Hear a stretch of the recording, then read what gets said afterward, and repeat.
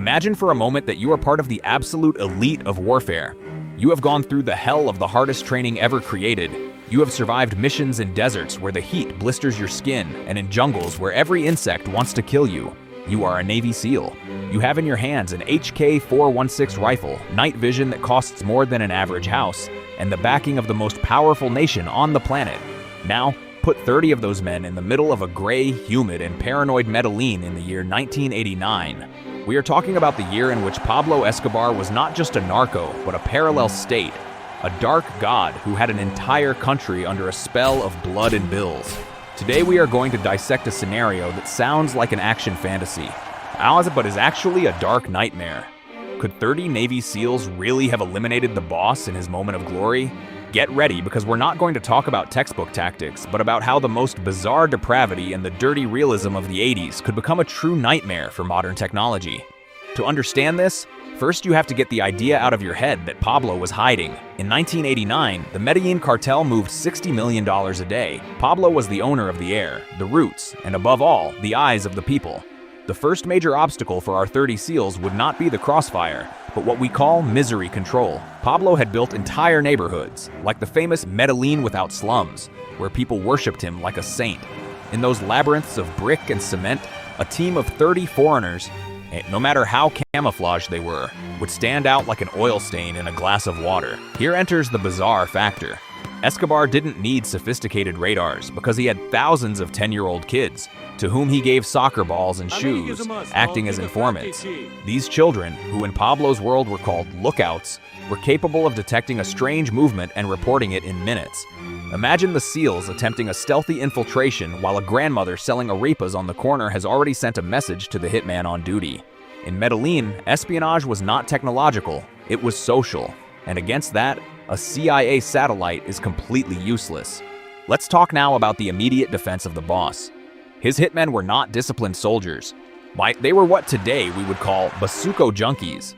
Basuco is a cocaine residue mixed with toxic substances that generates aggressive paranoia and an absolute insensitivity to pain. In 1989, Pablo's security rings were composed of young men who had grown up seeing death as an aesthetic routine. This is where the narrative becomes disturbing. There was a bizarre practice among the hitmen called the consecration of the bullets. Before a mission, they would submerge the projectiles in bodily fluids or in Santeria brews, believing that this gave them a mystical power to pierce any bulletproof vest. A Navy SEAL is trained to fight against rational armies, but how do you maintain tactical calm when you face a horde of drug teenagers who aren't looking to survive but to die blessed while emptying a mini Uzi magazine in your direction? It is a moral asymmetry that breaks any conventional combat scheme.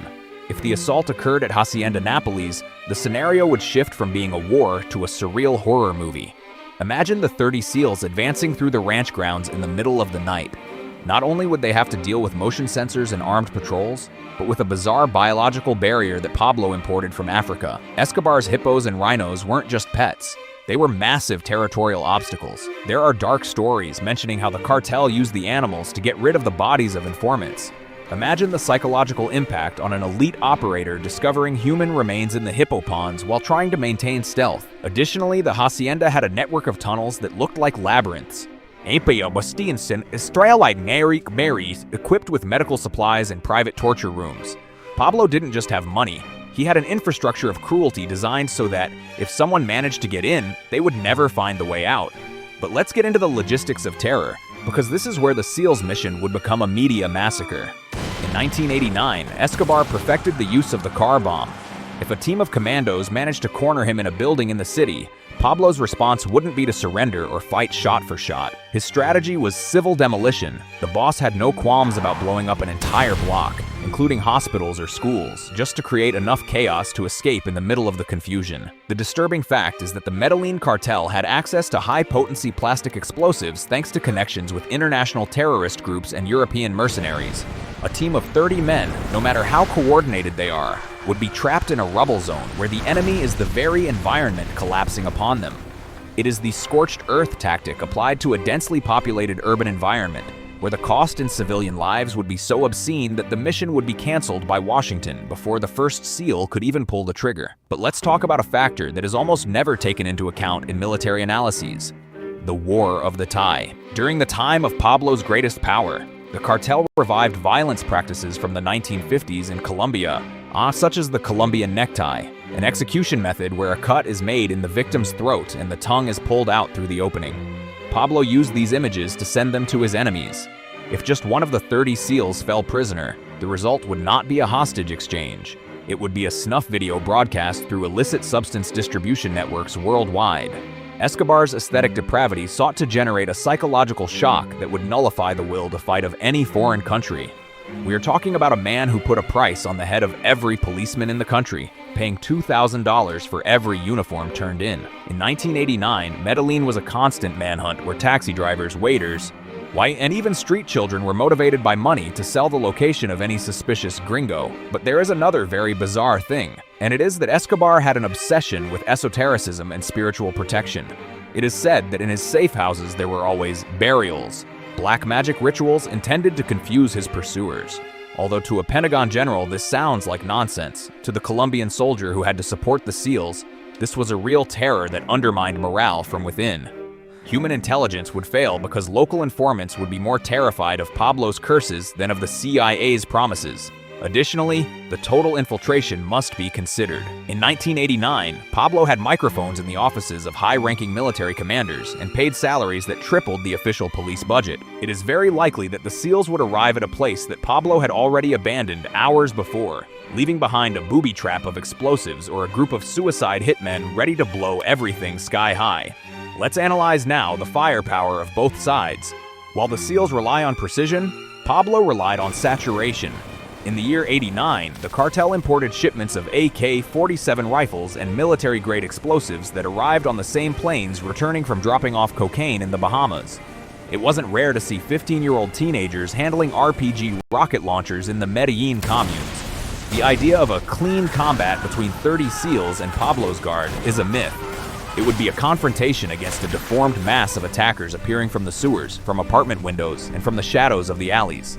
What dirty realism tells us that technical superiority dilutes when you are shot at from 1,000 different directions in a city where nobody wants you there.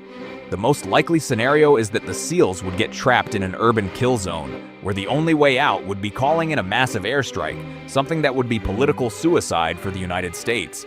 Even if we consider that the 30 SEALs managed to infiltrate and reach Pablo's room, they would find a man who had already decided his own fate. In 1989, Escobar constantly repeated his motto, "We prefer a grave in Colombia to a jail in the United States." He had prepared what he called the final exit. Every one of his hideouts was designed to be incinerated or blown up from the inside. The disturbing fact is that Pablo often forced his own family members or lovers to be present in these shelters, using them as biological human shields.